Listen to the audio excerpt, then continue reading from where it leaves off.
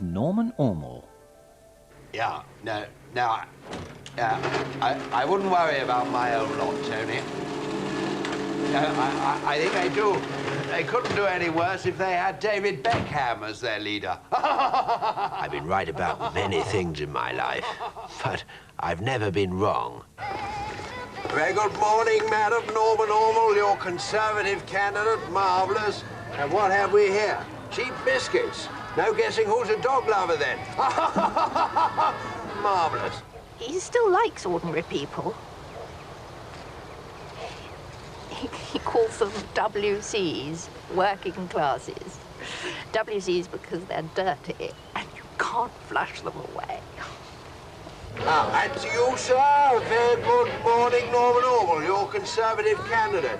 Any problems, sir? Yes, I'm worried about the pension. I mean, you know, what with inflation, it's worth less than it. Jolly good. Well, I hope I can count on your vote on Thursday, then.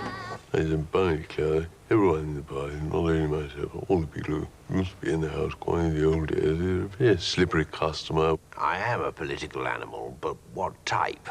Interesting. I think perhaps a turtle. I have a very hard shell, but I have a soft side that's really rather sweet. I'm not afraid to fight against the tide when necessary, but I never bury my head in the sand, but I do bury my eggs to bear fruit when the new season comes. I'm bigger than a tortoise. Now, the tortoise might have beaten the hare, but the turtle would have beaten the tortoise, probably. Yes, a turtle.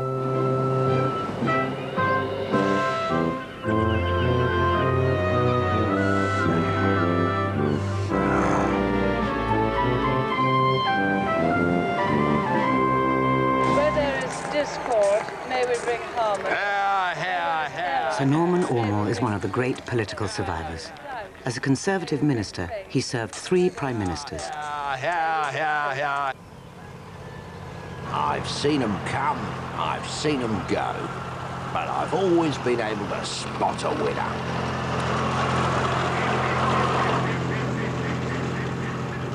H-E-A-T-H. A very neat handwriting you've got, Prime Minister. Well done. I was the first to spot Ted Heath, of course. Poor old Ted. Peekaboo. And I was a Thatcherite long before Margaret. Poor old Margaret. No, here. And I spotted the potential of John Major way before we realised he didn't have any. Poor old John. And it's now widely acknowledged that I was the very first senior Conservative to spot a future leader in the young William Hague. Poor young old William.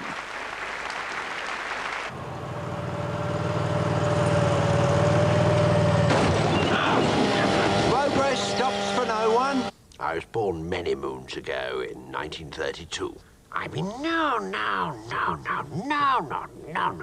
My father was what I suppose these days would be described as a captain of industry. Oh, he's a lovely man, our father, a real gentleman. Dad had a sweet shop. Real? That's right, Scruffy, you like sweets, didn't you? My father was a remarkable man. From father I learned the value of consensus. There's no value in consensus, he'd always say.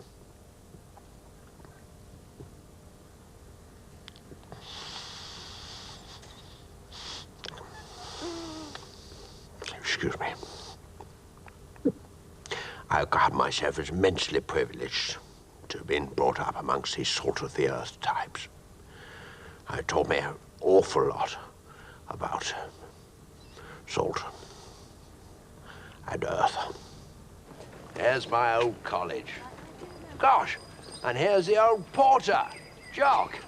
Still here after, what, even 40 years? I expect you've got some pretty vivid memories of me as a student, eh, Jock?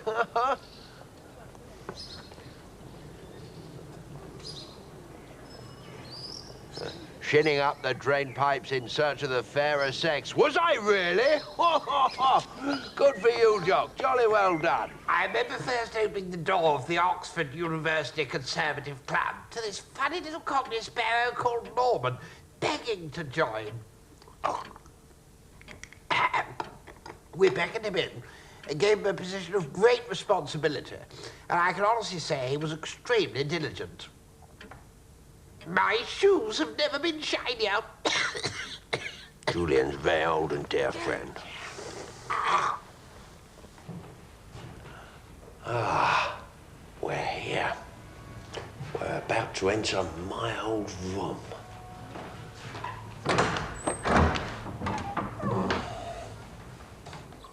It's still very much as it was in my day. Gosh, look, even the old sofa's still here. Ah, brings it all back. Our conservative group used to meet here and get up to all the usual student hijinks. Ludo, Scrabble, even snakes and ladders. Though I'm sure he'll tell you otherwise, I was actually rather better at snakes and ladders than Norman. I've the greatest respect for Swatty, but he's always had a very vivid imagination. He was the best orator of his generation, bar none, except for perhaps one or two others who were almost as good, if not better. Much better in many ways. He was terribly overrated. I remember listening to him thinking, this is really absolutely whatever it is, more than likely. No doubt about it. Whoops. Let's hope it doesn't stay.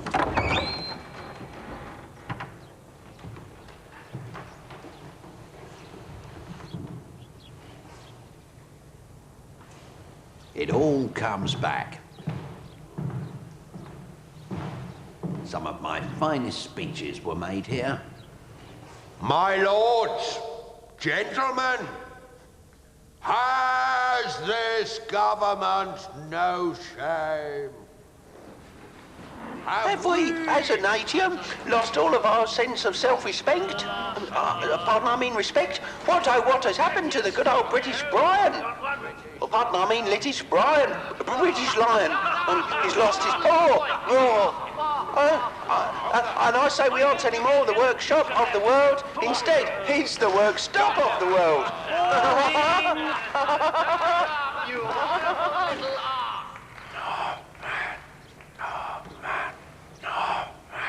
With an old expression in Yorkshire, if a paper bag's given you, don't place it on your head, lad. It'll only get soaked when it rains. I tell you, that's how we all felt after that momentous speech. Remind me again, lad, who we're talking about? Wives. Well, of course, in those days, one simply applied for the central office list of approved fiancés. Now, they'd all passed the most rigorous examination.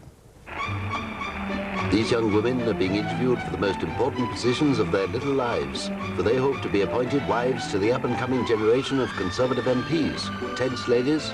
Not at all. Dresses for the fuller figure. Next. The ladies undergo rigorous cross-examination, both mental and physical. Name? Mandy. Next. The Tory wife leads a stout calf. A sound name. Audrey Ponsonby Clark. A good head for heads. A keen interest in economics. Everything's sixpence. A sense of duty. Your husband has been caught having a sordid affair with a prostitute who is a known Russian spy. What would you say to me, a journalist? Would you like a cup of tea? Tell me, dear, where do you stand on hanging? Under the noose? I meant, what do you think of capital punishment? Oh, I see. In a jolly spirit. But for successful applicants like the Honourable Felicity Profuha, the reward is everlasting happiness. I mean, all the girls on the central office approved list were supposed to be as pure as snow, including Felicity. Little Miss Harley Davidson. He's not the difficultest man to live with. Hardest. A lot of my girlfriends say he's charming to them. It's jolly nice to have me. I passed out in the low 400s, so I wasn't much of a catch. Did you spread my butter from left to right? Yes, dear. I always insist my toast is buttered from left to right. It's one of my little peculiarities, isn't it, dear? Yes, dear.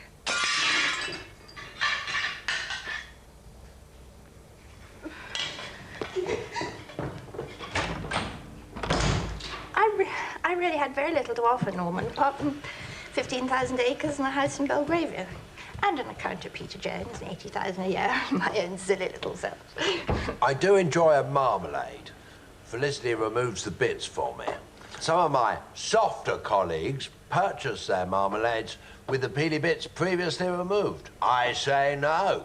One has to have someone remove the bits on site. And then later in the year, I dry them, and I make them into a lovely sort of necklace thing, which we then auction for charity. It's really rather super. Felicity was a superlative class of lady, and my brother was a very lucky man to marry her. Don't worry, Scruffy. Daddy's not going to get married. Ever. I promise. What attracted you to Felicity in the first place?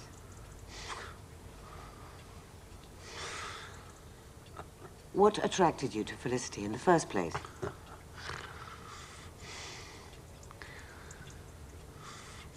What attracted you to Felicity? You know, I've always made a very firm principle never to answer questions of a hypothetical nature. Would you like a cup of tea? Good Lord. This one's new on me. It's when I first stood for the Conservatives, testing the safe Welsh Labour seat of North Mucky Valley in 1959. Norman Ormal, your Conservative candidate. Salt of the earth. Charming baby. And they took me to their hearts. You see, I made the effort to speak their language.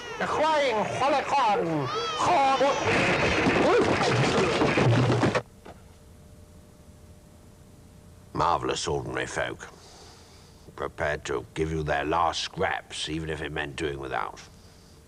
I'm proud to claim many of them as my lifelong friends. Good day to you, sir. Now, you can see the rapport.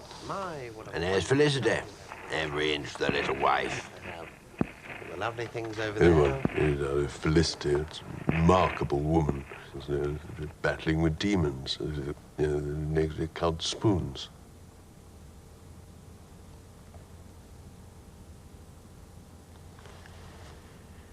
We always carry a little bit of North Mucky Valley around with us, close to our hearts. Norman was convinced he'd take the seat, but sadly only a couple of hundred of the North Muckers took him to their hearts. And he lost his deposit. Bless. He set his heart on trying to find a safer seat on which to stick his arse. Of course, the safest seat in the country was Old Wealth-on-Sea, but that was jealously held by Felicity's father, Sir John Prafooha. Prafooha had no intention of jacking.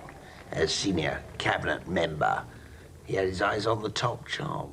It was 1963, I think, and Norman thought it would be jolly to spend the weekend with Daddy. And Norman arrived with this chum of his who I'd never met before, lovely girl called Mandy Rice Pudding. And she was a sport. She was a good sport. And she really made a fuss of Daddy. To this day, I have no idea how that film ended up in the hands of the newspapers.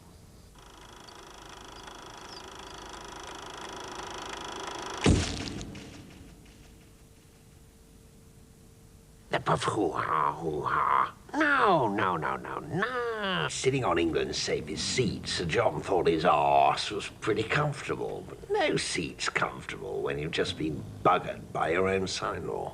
Daddy never really recovered. And, he shot himself, which was really rather sad. He fought the 64 election tooth and nail. He was always a bonny fighter. With an old saying where I come from, never help an old lady across the street, she might slice head off with machete, and he was always on the lookout for that old lady. But let's say no more about it. In 1967, Felicity gave birth to the Ormals' only child, a daughter, Normanna. Norman insisted right from the start that it would be much better for Normanna's character if she were to take an active role in politics. Which was really rather super. It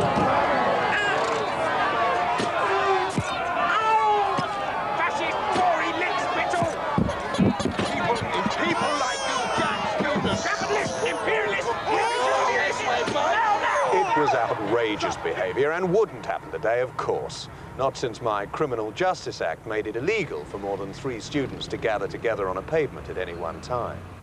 I think it must have been the early 70s. Norman was doing perfectly well in the health ministry, in a general body massage-y sort of way. As Junior Minister for Health, I wish to draw your attention to the perils that may lurk in the public playground. Take this swing, for instance. Looks pretty safe for little Normana, doesn't it? Aha! But is it? Just as I thought. Loosen the rusty screws. Now let's try this way. No. Anyway, a certain flair for publicity.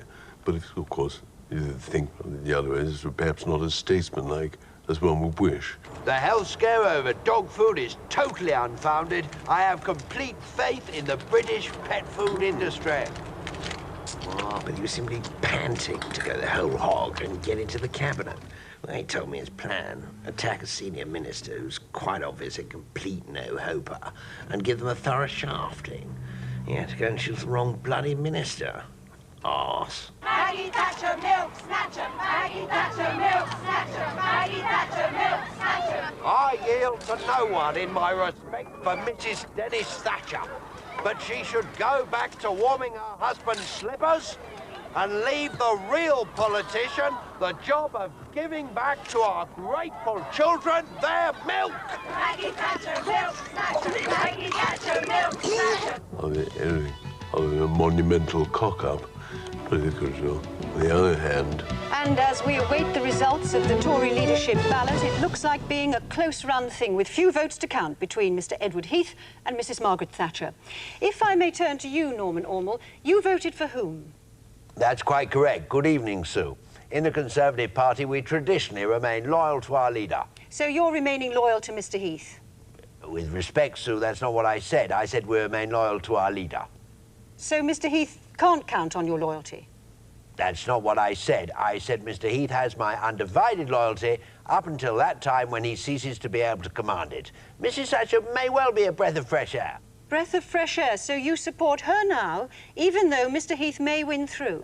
Forgive me, Sue. A breath of fresh air may not be necessary at this particular moment in time. Sometimes it's better to opt for air that may be a little less fresh.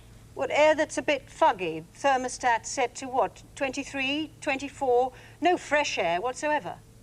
I enjoy a warm room, but with a certain amount of fresh air circulating. Extra blankets? I'm not prepared at this stage to rule out the use of extra blankets if that's needed. Hold on, Mr. Ormal. I'm just being informed that Margaret Thatcher has won. Mr. Ormal, your reaction? Last we can break the stifling mugginess of the Heath era out of our system. Yes, but only last year, Mr. Ormal, you resigned from the cabinet, saying later, and let me quote you directly, "The bitch is mad." No, Sue, you're quoting me out of context here. Margaret's always welcome very vigorous debate. A little deft backtracking was in order, I fancy. You could feel the juices running in the conference hall whenever Norman got up to speak. It was as if he'd thrown us all ever so ruggedly onto a big brass bed, padlocked our wrists to bedposts, covered us all in... Labour say there's no magic answer to rising crime. Wrong, Mr. Callaghan. How do we solve crime? Just like that.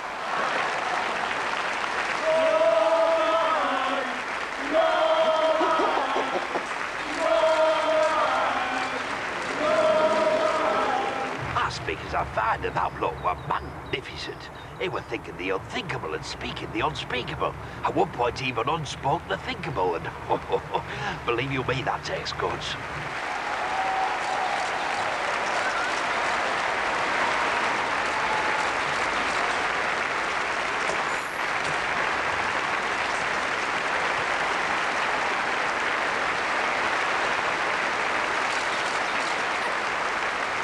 My brother was a superlative speech maker. Yes, Scruffy, so are you. Any moron could see she had the absolute hots for him. And panting for it. Lady love flattery. Oh, Prime Minister, you really are the most beautiful woman in the world. And believe you me, he knew all the right buttons to press. She was still only in opposition. Come the '79 election, it wasn't flattery she needed, but votes. And she asked Norman to push all those little seeds into her box.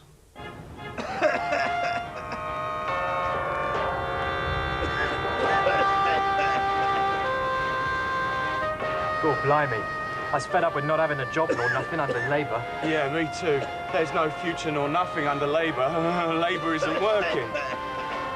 But there is a future under the Conservatives. A future of freedom and jobs for all. Oh, hurrah! Certainly I was voting Conservative then. Yeah, me too. 3 cheers for the Conservatives.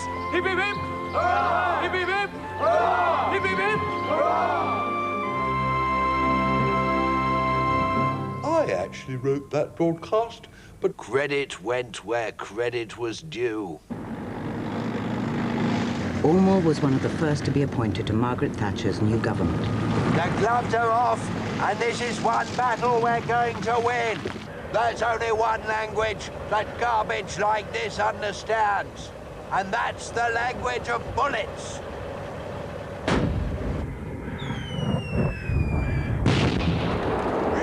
As Minister for Litter. Gotcha! As a Womble, I have the greatest respect for our towns and our countryside. Let's all be a Womble today and conquer this litter problem for once and for all. As a rising star of the party, he was increasingly sought out on the major issues of the moment. So let us send a message to General Galtieri. We shall not rest until St. George's flag flies once again over South Georgia. Thank you, gentlemen. Sure enough, the PM loved Norman's somewhat populist approach. All was forgiven, took him to her bosom. Naughty Julian. Made him her Secretary of State for Wales, and all those poor little Welsh people were simply livid. Delicious. Dear.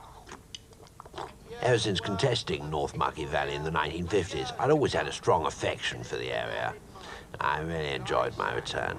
But it gives me very great pleasure to declare this coal mine closed. No. I speak your language.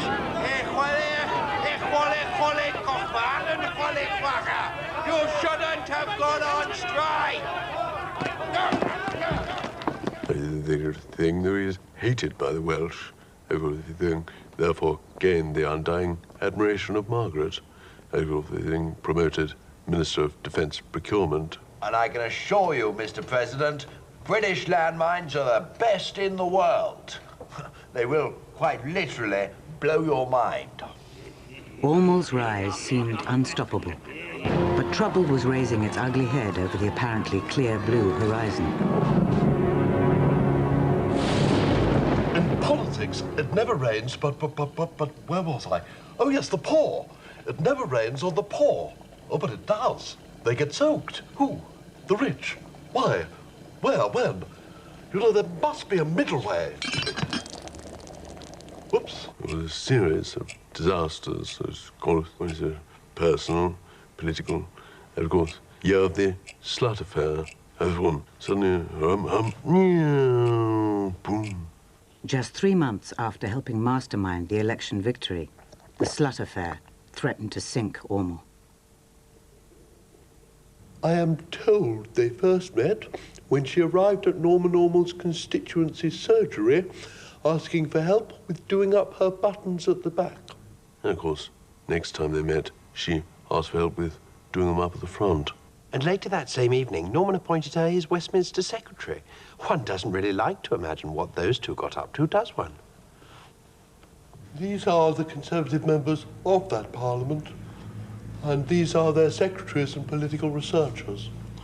But Gaynor Slutt stands out, in my memory, as the only topless typist in the House of Commons at that time. Of course, in retrospect, one can see that her typing wasn't of the highest standard. But, of course, the other way is important. One thought nothing of it at the time. Of course, one doesn't touch the Sunday tabloids, unless one really has to. Inevitably, this kind of thing drew tremendous distraction from the government's central message. I speak as I find.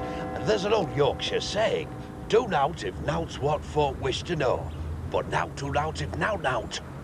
Aye, don't get me wrong, I've the greatest respect for Ormal, but the bugger's got to go. Family standing by him, also to certain amount of professional advice on how to conduct a damaged imitation exercise. I apologise to the Prime Minister for any embarrassment I may have caused the government. I'm now embarking on a private, revitalising family holiday with my wife, Felicity Ormal. It is my resolute desire to do the honourable thing and lay this matter to rest. I have therefore concluded that the appropriate action to take under the circumstances is to stand by my long-suffering secretary, Miss Gaynor Slut, and take immediate steps to divorce my wife. Here is your ticket. Have a very, very nice holiday. Thank you, gentlemen. Thank you. Really rather super. My dear, forgive me, but our party's never been fond of the permanent partner. And then he began taking her aboard. I mean, she was hardly Lady Curzon. Permanent partner, Miss Gaynor Slut. Pleased to meet you. Hello, mate. All right, not the time. He let us all down, going off with that. No, I won't say it, but that strumpet. I said at the time he should be punished. And personally, I felt like chaining him by his wrist to the wall of a dungeon. No. Whimpering sort of noises. No. While I whip him with a leather thong. And I think I spoke for the rest of the parliamentary party, too. Poor Norman, he got a lot of grief over Gaynor. I don't know why. I mean, she was a lovely girl. But I knew my brother. I knew he'd fight back. Oh, no, Scruffy! Not you fight back, Norman! Putting the interests of my constituency members, my party, and above all my country, before my own, I have decided to make the ultimate sacrifice. At midnight tonight, I shall be returning to my wife. Thank you. It was nothing less than a deep personal tragedy for Norman Ormal, and I always felt the very greatest sympathy. So I had to do that again. Let's say no more about it. I urge you, leave poor bugger alone. He deserves a decent period of hush, so let's say no more about it. It was nothing less than a deep personal tragedy. He's run off with his bit of skirt, not my type, but there we are, he's had his fun. He's got back to his highly strung wife. They're booked for the grace of God, so let's say no more about it. Give the lad a break.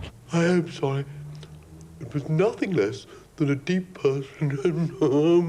I mean, what can he be thinking of running off with that bimbo, mind you, when you see his wife? But let's say no more about it. Good legs, mind, I'll give her that. Norman had it commissioned after he came back to me. I don't really like it, so I'm afraid I never look at it. Yes, my wife has no appreciation of fine art, but marriage is a compromise, and I tolerate her ignorance. And just look at the way the breasts seem to follow you round the room.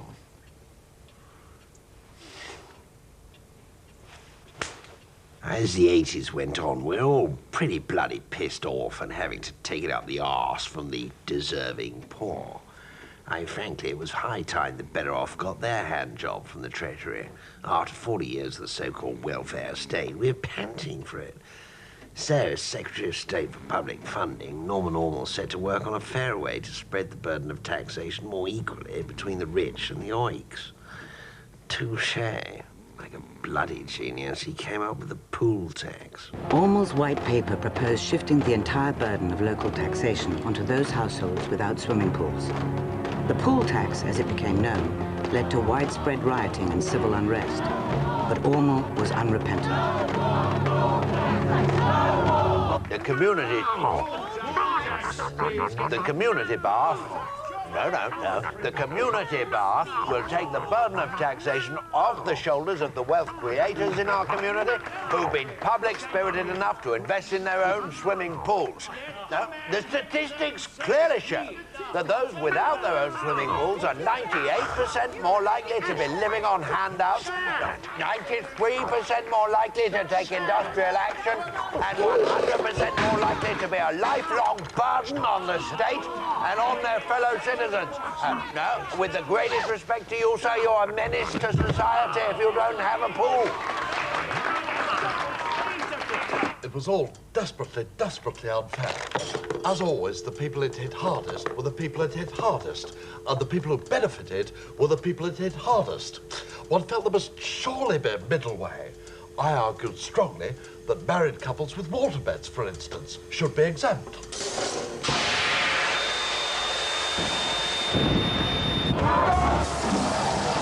Clearly the government was in trouble. A top-level resignation was required. It was my policy, so I did the only thing I could honourably do. I persuaded Geoffrey Hush to resign. If I may, Mr. Speaker, use a cricketing analogy. I think it's very important. We realised it's a bit like being stuck in a pavilion. I was waiting. Obviously, one's turn to bat. Number 5 batsman is bowled out. Possibly LBW or even caught. There's time for tea. So one has to go all the way back to the pavilion. Possibly some fruit biscuits as well. Even a fruitcake. The lady was in trouble. Now, call me old-fashioned, but loyalty has always been my greatest weakness. The lady had always supported me. Now it was my turn to support her. Mrs. Thatcher, could I ask you to comment? Good evening. Good evening, gentlemen. Where's the microphone? It's here. This is the microphone. I'm naturally very pleased that I got more than half the parliamentary party and disappointed that it's not quite enough to win on the first ballot. So I confirm it is my intention to let my name go forward for the second ballot. The next day, she called the cabinet one by one into her private office and asked us whether she should continue. I was one of the very few, who remained loyal to the end. I went into that room and she was sitting there looking so very fragile. So I went in there and I looked her straight in the eye, and she looked me straight in the eye. I said, "No, Margaret, no. The lady never looked so ravishing. Margaret, I said. Prime Minister, oh, Prime Minister. So bewildered, so fragile, so cornered. We'd had our ups and downs, but she respected me, and I was respected by her. I remember thinking, come on, Swaggy, if you don't do it now, you'll never bloody well. No. And I looked her straight in the eye, and she looked me straight in the eye. Say you won't do it. I brought out the dust jacket for my new book. All stockings and suspenders. We must preserve your legacy. And I looked her straight in the eye, and she looked me straight in the eye. And I asked her whether she wanted me to autograph it for her as a going-away present. So I pinned her to the vestibule. I clasped her trim figure in my palms, and I said, I've never said this to a Prime Minister before, but I love you. Dirty bitch. And I looked her straight in the eye. She looked me straight in the eye. Mummy, don't go, Mum. Yes, it, strictly speaking, wasn't entirely true. After a rather good lunch towards the end of '71, I said pretty much the same sort of thing to Ted Heath. But I went off him in a big way. I had always perfectly ghastly yachting blazers he used to wear. So common. There's only one person who can be trusted with that legacy, Margaret. And she said, me, and I said, warm. And then Norman came out. I feel desperately sorry for her. He leapt in the air and gave me a double thumbs up. And he's over the moon. Oh, me and my big mouth. Now, it's a tragic day for all concerned.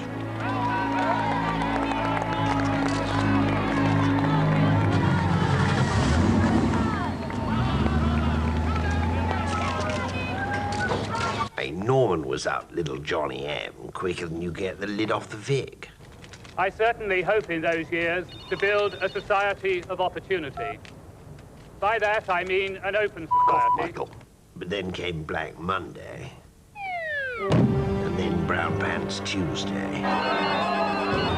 And then Wet Knickers Wednesday.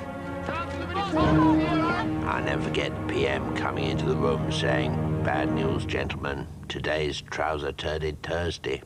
Mr. Ormal! Aware of the government's unpopularity, Ormal felt it was time to make a stand. Any comments, sir? Do you have any comments on the situation with the private? No. But almost immediately, he was to find himself at the centre of a new scandal. All right, Mr. Ormal. Let's say no more about it. I mean, I speak as I find. But around the same time, there were rumours. And let's say no more about it, but there were rumours that Ormal were up to his neck in corruption, in league with department store boss Mohammed Al-Bug to ask questions in Parliament. But let's say no more about it. My lips are sealed, and so should yours be, lad. Does the Prime Minister agree that the two for the price of one, cotton and polyester mix, duvet and sleeping bag offer, currently available at Horsenips Department Store while stocks last, hurry, represents very real value for the British consumer?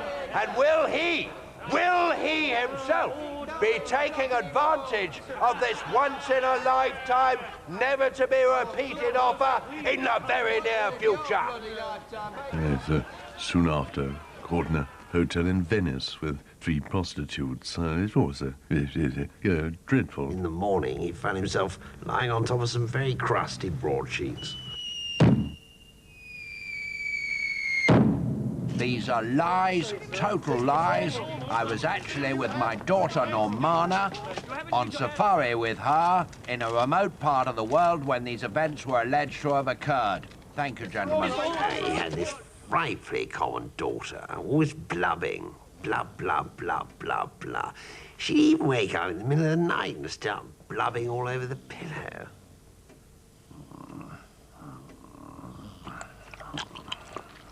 No sooner had he threatened to issue writs against the broadsheets when the oikloids waded in with their snaps.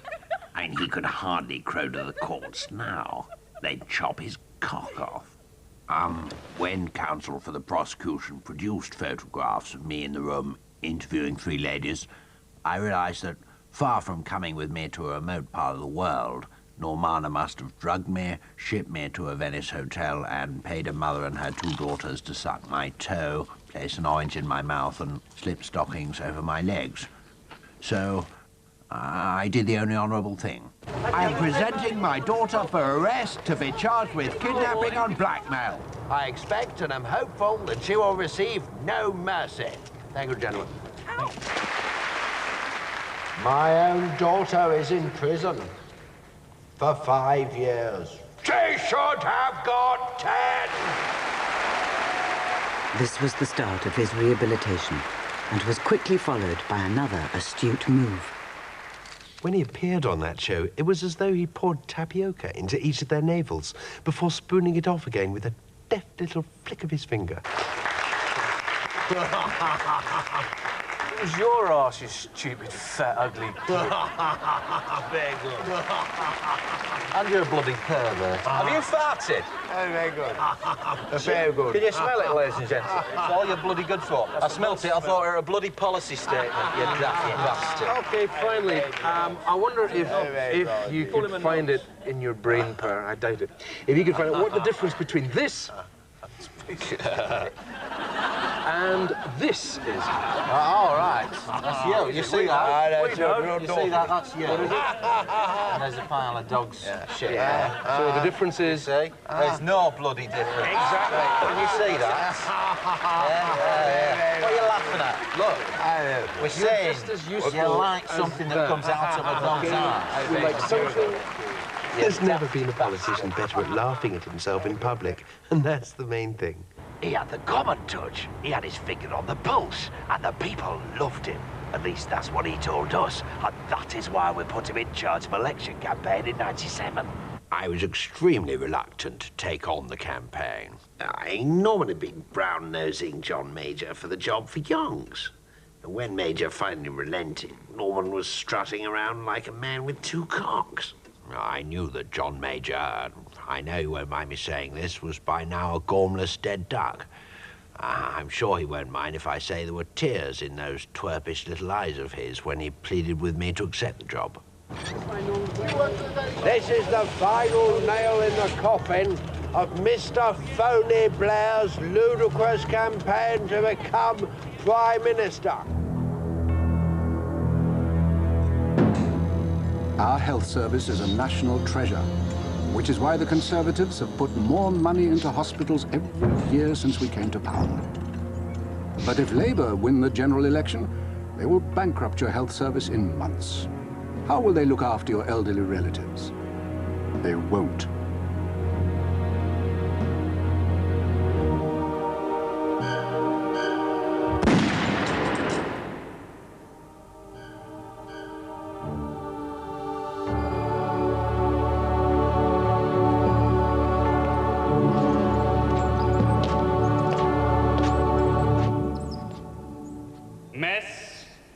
Mirabel, Liberal Democrat, 1,252. Quiet, please. Ormal, Norman Frederick, Conservative, 29. Vacant, Barbara, Labour, 41,998. I hereby declare Barbara vacant, duly elected Member of Parliament for Old Wealth-on-Sea.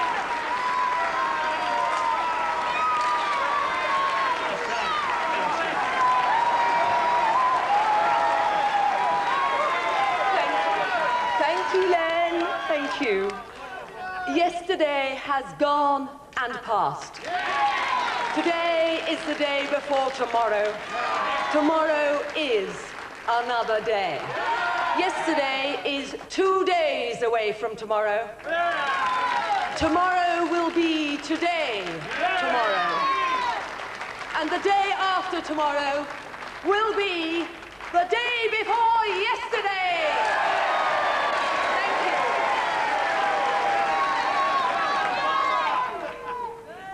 you. This has been a night of historic victory for Tony Blair and New Labour. And I respect the decision of the British people to swap a weak, weedy, ineffectual, and common little leader for one who is strong, vital, vibrant, good-looking, and public school educated. We who were in the Conservative Party must learn the lessons of defeat.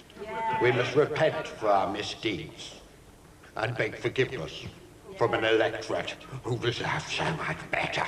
I have sinned.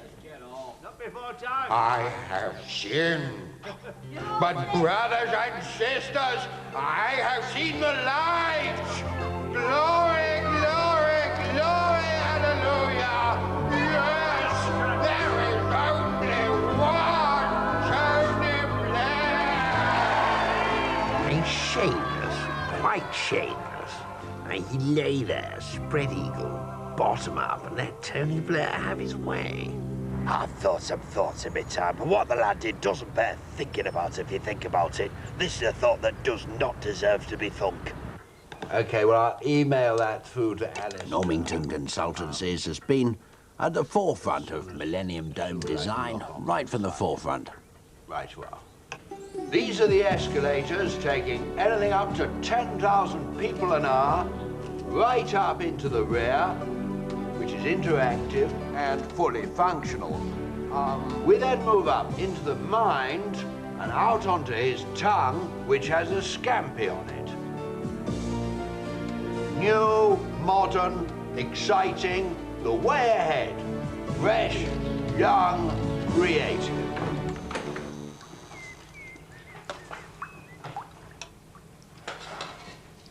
How would you best describe your father, Normana?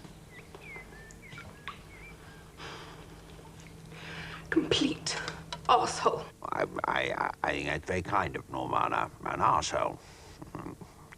A vital, lively, circular orifice without which the body politic would cease to function. I regard myself as tremendously privileged to be considered an arsehole, but a complete arsehole, I mean, that's marvellous.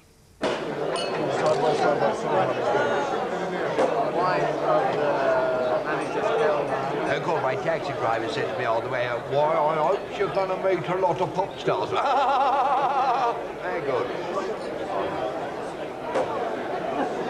very nice to see so many young people here. This fucking champagne tastes like fucking piss. Brilliant. Actually, we're open to any item. Yes, we are actually. So tell me, Ringo, where are you from? From whence dost thou hail? I'm gonna fucking puke. Tremendous. Very cool. Poor dear Norman. It was towards the end of the first term at university. I burst into his room, and there he was scribbling something at his boudoir. What have you there? Do show. And of course it was an envelope on the back of which he'd written a timetable of his career. And, naughty Julian, it fell into my pocket. Millionaire by the age of 25. No! Member of Parliament aged 30. No! Cabinet Minister aged 35. No! Prime Minister aged 45. No! Oh, why did I never become Prime Minister? Yes, it never occurred to me. I was always too loyal, too unwavering in my principles. I value friendship above ambition. All in all, I love my country too much. I was too decent and well-rounded a man for my own good. But there we go.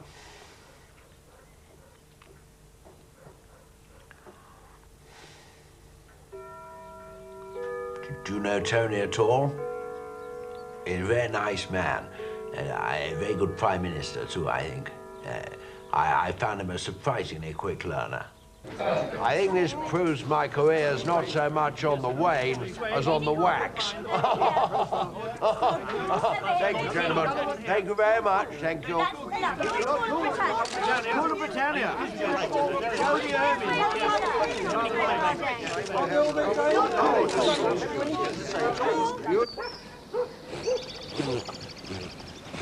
Excuse me, you're cool. Would it be possible to have your autograph, please? Very good. To whom shall I sign it? If you could sign to my dear brother, Terry, kind regards, Norman, please.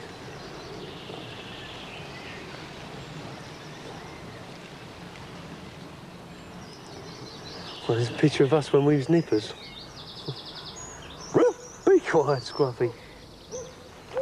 Very good. Thank you very much, sir. What a gentleman, eh?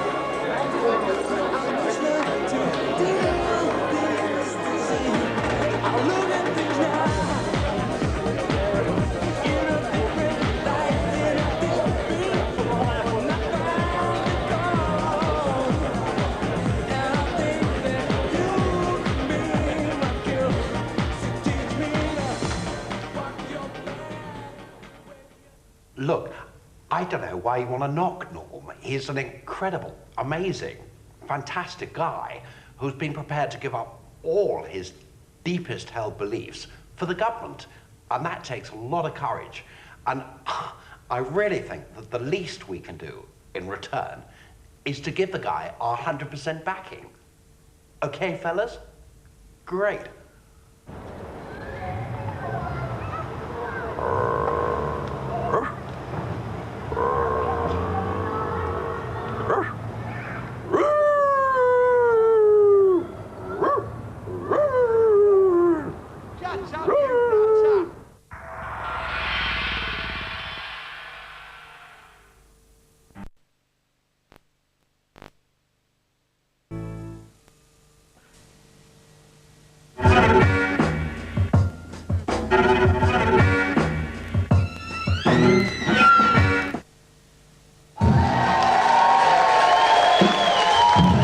I drink every day of my life.